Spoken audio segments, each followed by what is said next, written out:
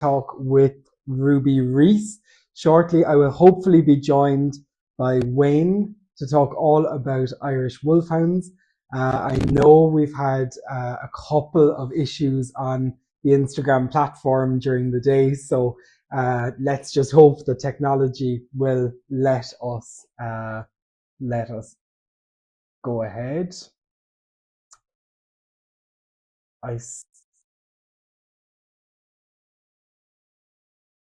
joined the chat and I've sent an invite. Hopefully the technology will allow us to connect. Hello, Wayne. Thank you very much for joining me. How are you? Great to have me. Thanks a million. Great to be here. Thank you very much. It's brilliant to have you on. Before we jump into our topic of Irish Wolfhounds, would you do us the pleasure of introducing yourself? Yeah, hi, my name is Wayne, and I'm from the Wolfhound Experience, and I have a pack of Irish Wolfhounds and a few other smaller dogs, Irish breeds, and then I've one bull breed, an XL bully, and I did. That's who I am. Brilliant. Thank you so much. And for anyone that's tuning in that hasn't come across me before, I'm Killian from Ruby Reese. We're a relatively new Irish dog brand, been up and running about 18 months. And we run these chats about pretty much every Tuesday, our Tuesday talks with people from the Irish dog community, just to show everyone, you know, what's out there in the Irish dog community, all the knowledge and experience that's out there right on our doorstep. So, talking about Irish Wolfhounds, a fantastic breed, but how did you get involved with them? For me personally, it was more to do with the. As I was a child, I was told all the stories about mythology and Fionn and the Fianna and Irish Wolfhounds, and it's really just started there for me. So I always had a fascination with the dog. And then when I first saw one, you know, they stand up, they do fit the story. You know, when you meet an Irish Wolfhound, you can say, oh God, yeah, that guy, I can see that guy back in the day. And then so really it just started for fascination. But I love dogs full stop. Like I've always wanted a pack of dogs. And then to be honest with you, the more I looked at dogs, there's a lot of Irish breeds that are kind of overlooked now. And so I started with an Irish Wolfhound, and then I wanted more Irish breeds, and I do want more. If I could have my way, I'd have all the There's 9 Irish breeds. I'd have one of each, you know, at least. Because there is, you know, I think it's the red setter is the most popular one, is the most like it's not in danger at all. Either the Irish Wolfhound now, in fairness, that's very popular abroad, all around the world. But the rest of the one, like the red and white setter, would be less popular than the red setter, even though it's not in danger. But there was a time there it nearly went extinct in the 50s, you know. And the Glen of the Mal is another one that, you know, that we have to watch out, because there's a lot of. I've had a Glen of the Mal. Unfortunately, she had a lot of problems. Okay. But it's all Irish breeds. Sorry, I just love Irish breeds. So yes, I have Irish Wolfhounds. Is the breed. And it's so important. I mean, we're the ones, you know, we're the Irish dog community here, so we're the ones that need to keep these breeds alive. So you mentioned a critical point, and I don't think everybody in the community understands. So the point about the mythology, I think such a key role that Irish Wolfhounds play, right? I mean, coo is the word for hound. For hound, right? In Irish. And this is the story relating to Satanta and to Cuchulainn, right? There's a story, which is where he actually kills the hound, and he becomes the Hound of Ulster. The interesting thing about Cuchulainn, I think he represents both sides. So he represents the nationalists, and he also represents the unionists, you know. And they also have murals of Cuchulainn, which I think is pretty cool. You know, but he's still a man. He represented because he's a defender of Ulster. That's why the unionists represent like as well as us. But the point is, what I'm trying to get at is the Irish Wolfhound more is what Fionn McCool, the Fianna, they would have had 200 or 300 Wolfhounds. Yeah. You know, and then I think the stories of the Wolfhounds been for like the royalty of Irish nobility and so on. And then that follows on through. We have lots of evidence of that, right from the Romans down to the nobility from the 14th, 15th century, from them given to Spain, all the nobility of Europe, all had So found, and that's so critical to understand, to understand this breed that, it goes back, it's literally as old as the hills. Yeah. It goes before modern history. Well, yeah, you can get it, like really the modern Irish Wolfhound isn't, that's a 180 years old breed. You can, like, if you want to get technical, because I've had millions, and I'm not an expert, by the way. I'm just a pet owner that likes Wolfhounds. I'm not a breeder. I wouldn't have, I take my hat off to the extensive knowledge of breeders. I've had a few friends who are breeders and the tips they give you and so on, and some of their dogs are absolutely amazing. I don't think some of my dogs would get inside a ring, I'll be really honest, but that's not, I've never looked at them that way. I wouldn't know what to look for, really. I would have a few ideas from talking to people.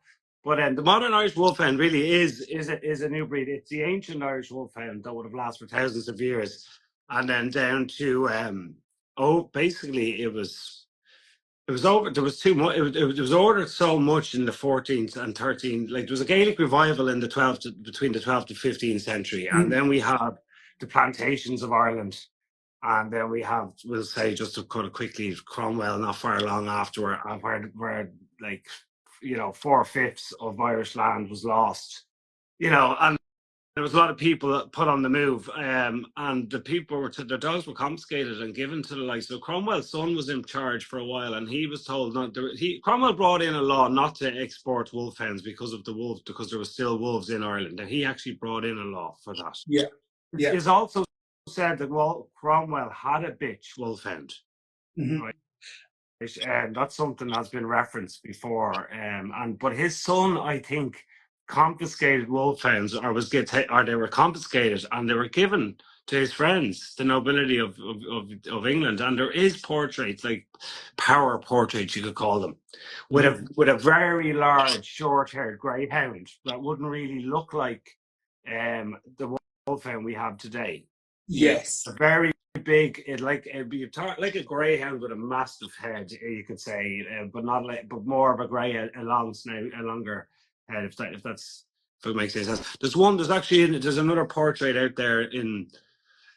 Oh, this guy lost his head eventually, but he was the Lord Lieutenant of Ireland, and he has I call it a power portrait, which is a portrait done by a certain thing, and it's him with a big, and it's basically to say.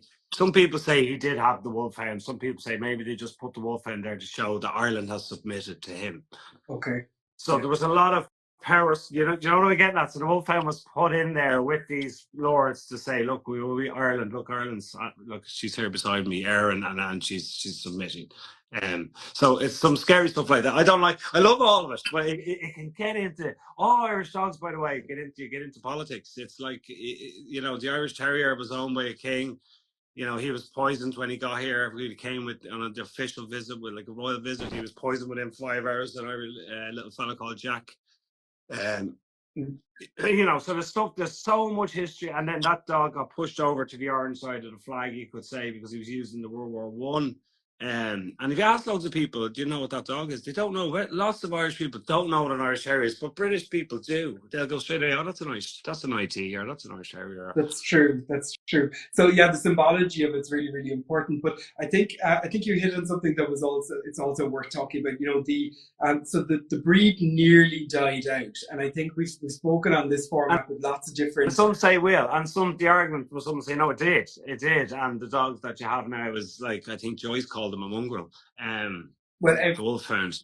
I suppose every breed begins that way in some context, but I think it's important to note that we've said it loads of times here. Every breed in the past had a purpose, and I think once the last wolf died in Ireland, I think their numbers declined dramatically. Correct? The original breed I'm talking about now. Yeah. So the original breeders were the Irish. I think they lost the flight of the Earls. They moved away.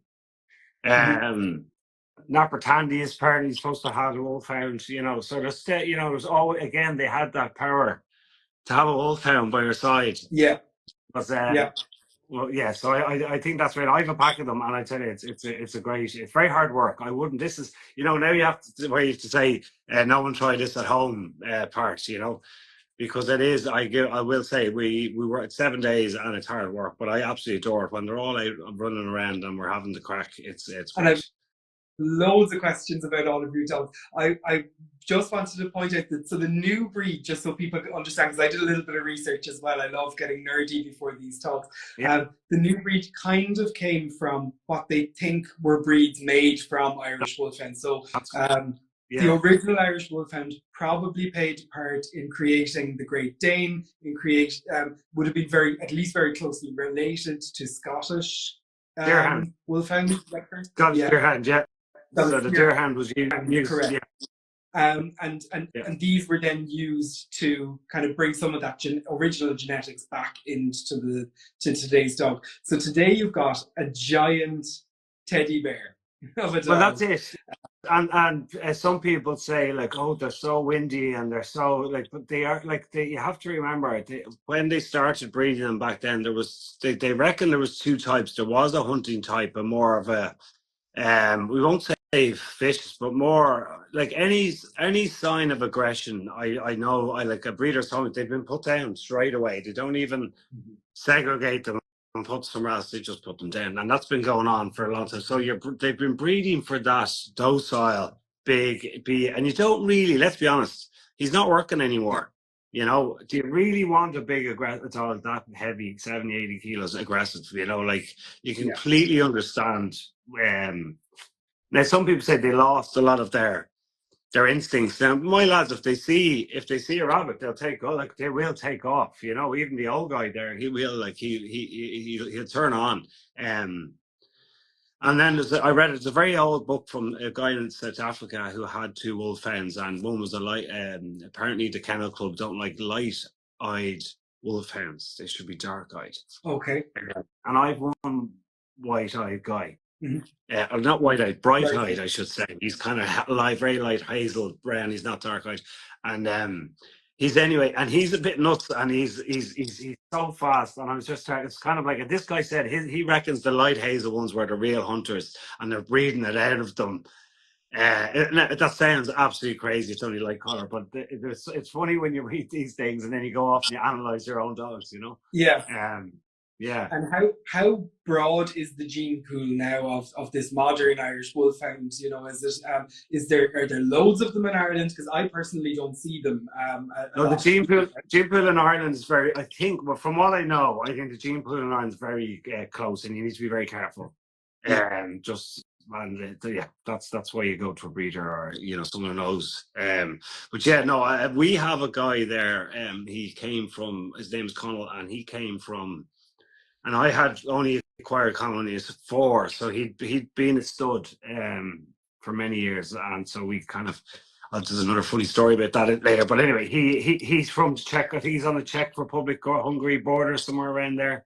Okay. Came from, and he comes from a champion line and all this type of thing. But again, it's the reason I wanted to get Colin, because we wanted to have our own wolfhounds, but I just was afraid for that reason, the bloodline. And a breeder now could come and look at Connell and go, "Oh my God, no, you shouldn't have used him." You know what I mean? Like there's lots of different opinions. Thank God, the pups from Connell, we've only ever had one litter.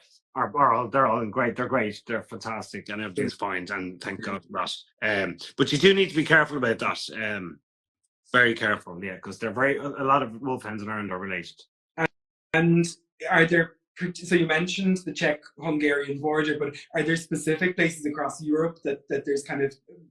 I hate to talk about dogs being in trend, but are they really popular, say in France? But you've said it now, like you've said it in trend. That's the whole reality of dogs for a very long time, is that they're in trend, and that's why they've been developed over time to do certain things, because a certain trend is developed, whether it be hunting this, whether it be hunting that, whether it's let's get the wolves, and that's how dogs develop, Unfortunate now, what we've seen is the trends coming up, which have the flat-faced dogs, which we all love. Yeah. but we don't feel like they should be bred the way they've been bred, and they're backyard breeders, which are no good. You know, you've lots of the XL bullies. I have one. You know, she's absolutely beautiful, but she is dog aggressive. She can't be around dogs she doesn't know, and she must be muzzled. So, like, there's a lot of trends going on right now. Unfortunately, this is another thing. While we're here, the Irish dogs aren't in trend. You know, not that we want to start, but we want to ensure their survival and be proud of our dogs. Like, if you ask a lot of kids, and I hate to say, and adults, if they could name the 9 Irish breeds, a lot of people might get 3 or 4. You know. Yeah, and I know them, and I find it hard to ring them off. You know. Exactly, and I think it's worthwhile us as a community just having the occasional chats about these breeds, so that they aren't forgotten about, and that they do come up as an option, at least when people are looking for dogs. Yeah. So maybe this is a good segue into what their typical personalities are like. What can you expect from an Irish Wolfhound, the modern type? What type of characteristics do they bring out usually?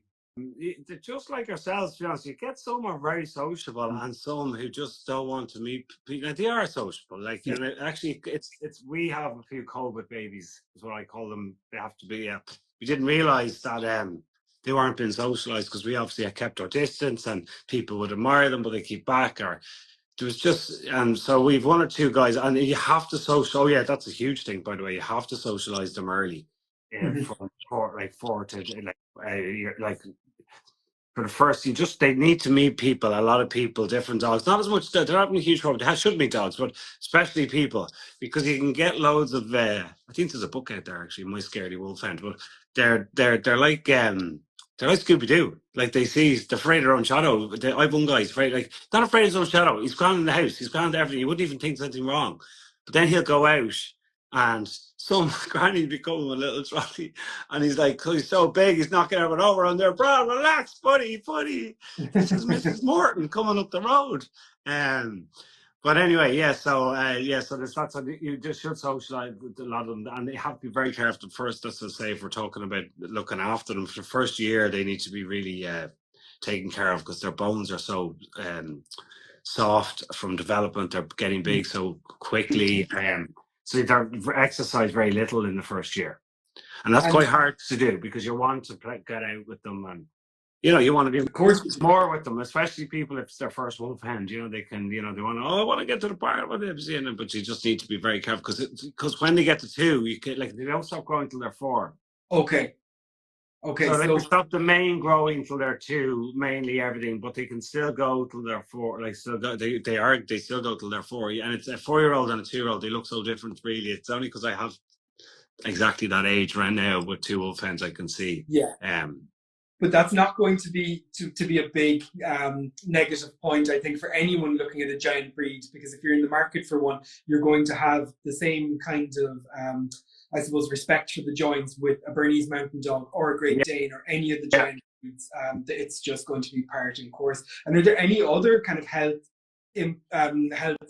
ailments that kind of come up quite a lot with the wolfhounds? I think if you're getting any large breed, like you said, you just have to accept that they could have large hearts, and that they do have large hearts, and there's going to be problems, and that's kind of sure. You don't want to think about that, but like a very good vet said to me one day, he said, no, the sooner you accept that that's part of the big breed, the better, because it is a big part of it. And then if something happens, like I said, our guy Colin, once he hit 6, he had a heart that we nearly lost him, to be really honest. And we rushed to Dublin, and he was on an ECG, which was pretty scary at the time, but it's amazing as well. And the vet there got him back to a regular heartbeat with medication right in front of her eyes. So it was pretty amazing. And he's on have to go to the chemist, actually, for certain parts of his medication. So because they're like us, they're same. Like Connell's, I think he's 78 kilos. Mm-hmm. Okay, so it's a average human weight. They're average human weight. So and I find I've got CBD. I found very good for Colin. He loves it. I don't know why. He's absolutely. I should make a video because his eyes light up literally. So, and I find that quite good for him as well, because he's 7 now. And then I suppose what kind of environments and what kind of family settings might be suitable for taking on an Irish Wolfhound? I can't. For some reason I can't imagine them being a good apartment dog, and I feel that maybe country living might be slightly more where they're at home. But what do you think about Yeah, that? no, really, it is about how much like they are a hound, you know. Yeah. So they're like, and before the modern Irish Wolfhound is actually they've been called wolf dogs for over time. But the name Irish Wolfhound really only comes with, I think, with the modern one. The modern one. They were known as the Irish Greyhound for just. And when you Okay. said an Irish Greyhound, you meant a very large greyhound. That's what they would have meant when they said an Irish one. It was a big, big greyhound. But they're from the hound, so they're basically like. So what the greyhounds do? They run to show you, look how fast I can run. Whoa, whoa, whoa, whoa, whoa, bum, bum, bum, and then they can relax. You know, so they're not like they wouldn't be like a guard dog or an ass who's up and down. And he's I'm on alert. I'm here to work. You know, they're going. I've done my work. Okay. You know, but you They're do. sprint. Yeah, they sprint, and I try. I have to have them off lead. To be honest, you know that's huge. Now that would be a big part of it. They have to be off lead, in my opinion, just Yeah. because they're a big dog. They have to stretch those legs, and if you have a safe space. I'm not saying some people say don't use a bicycle. I say use a bicycle, but never use it too much with a dog. You know, you use it just to run off on him. So he goes, "Whoa," right, and then you go the opposite way. That's what I do anyway. And they absolutely adore it, but it'd be very quickly working up getting them worked up. You can nearly tell, you know, like, and then and it's morning and evenings for us anyway. And I try to get them out most mornings, you know, and evenings will be small, but they need to get out, you know. Like the point is, what I'm trying to say, people all say to me, "Oh, you must have a huge space." We have space, but they're lazy dogs. They won't like they'll all sit on each other at your back door. Yeah. Yeah, You you know. just if All, you could probably have them in the middle of Dublin if you had the rights to use Merrion Square to yourself every morning with your six greyhounds, then yeah, they'd be fine. yeah. All like and yeah, no, they're brilliant. Like they're great. When we go to Dublin, yeah, it's great. It's a great scene. And I presume people react like a lot like they do a lot to other giant breeds. I presume when you have one Irish Wolfhound, Yeah, never mind having five or six of them in tow, you tend to attract a lot of attention then. we get a lot of attention anywhere. But that's it's great to share them though. That's a huge part of. We love to share them. So. And again, it's so many Irish people have never met one. I took me. I never really met them properly till I got one. Mhm. You know, in reality, you know, because it's the same thing. I know. I used to think Wolfhound owners were quite rude, but they get asked the same question the whole time.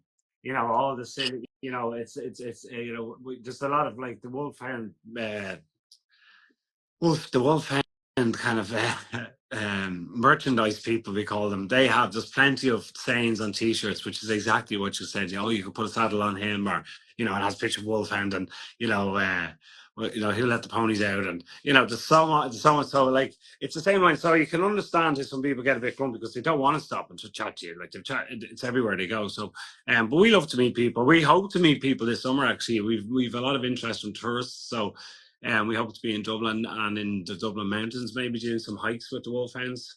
That sounds brilliant. And how can people find out more about events that you're running and Yeah, we're just opportunities keep you're an eye on expecting? Instagram, and then we'll be opening a website in the next couple of weeks, so you'll be able to book directly there. So, and we'll be bringing a pack of Wolfhounds, and we put a lot of history into it, just like stuff we've talked about tonight. And there's so much part of the Wolfhounds, really the history.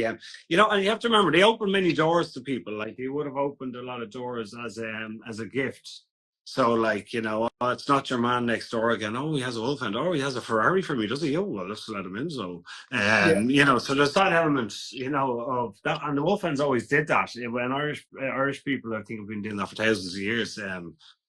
Yeah, so, with the, you know, and I love the way they're very unique to Ireland. I know the new modern Irish Wolfhound, but I still think they represent the old dog in very well in a modern world, if that makes Absolutely.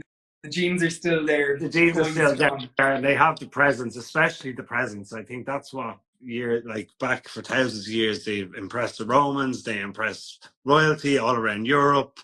and they still do that today. When you like you said, when we walked through Dublin.